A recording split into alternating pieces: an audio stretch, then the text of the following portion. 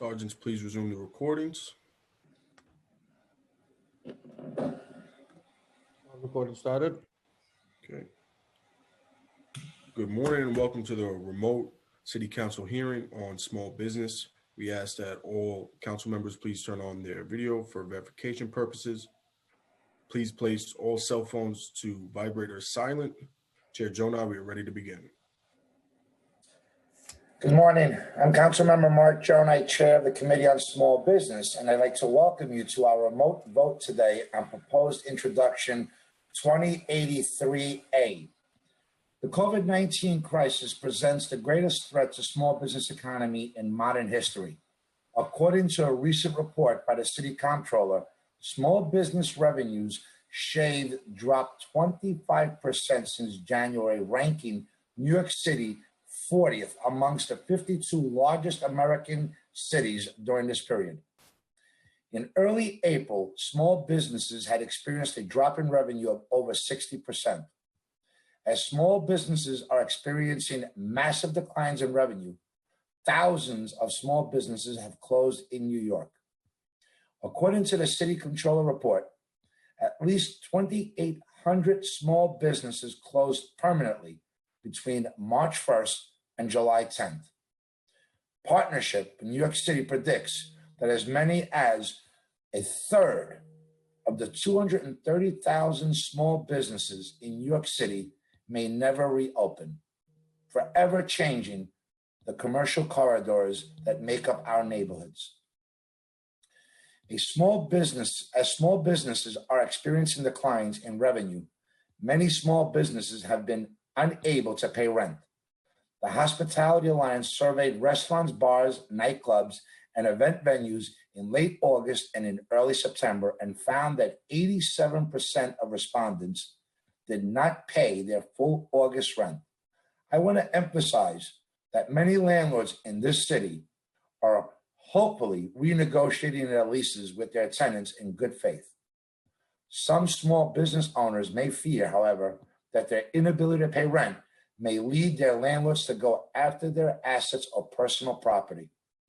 This past spring, the council boldly acted to prevent this through the passage of Local Law 55, which temporarily prohibited the enforcement of personal liability provisions in some commercial leases. The proposed introduction we'll be voting on today will extend this necessary bill until March 31st, 2020.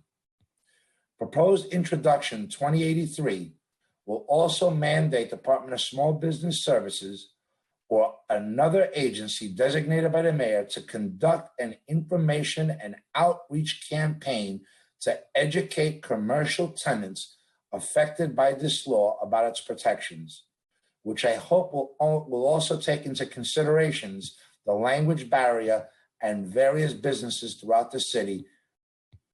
The mass closures of city small business will leave commercial corridors decimated and unemployment rates high. As the chair of the Committee of Small Business, it is my priority to ensure our small business sector will reemerge strong after COVID-19 crisis is over. This is about survival so that they can thrive later. I'm proud of the work of this committee in fighting to protect the support and the city's mom and pop shops, our micro businesses. With that said, I'd like to thank my Chief of Staff, Reggie Johnson, our Senior Legislative Counsel, Christopher Soratori, our Policy Analyst, Noah Mexler, and Financial Analyst, Aliyah Ali, for their hard work in preparing for this hearing. I want to recognize that we've been joined by Council Members Perkins, Council Member Rosenthal, and Council Member Levin. And I hope I didn't miss anyone. I want to turn it over to William Martin for roll call and vote.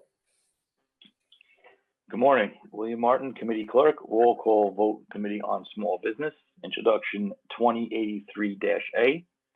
Chair Jonai. I vote aye. Levin.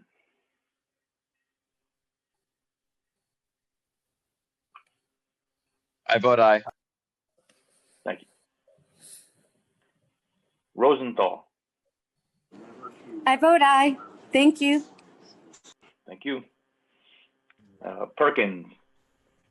I vote aye. I vote aye. Thank you. Yes. By a vote of 4 in the affirmative, 0 in the negative, and no abstentions, the item has been adopted by the committee. I want to thank you all. This will end our hearing.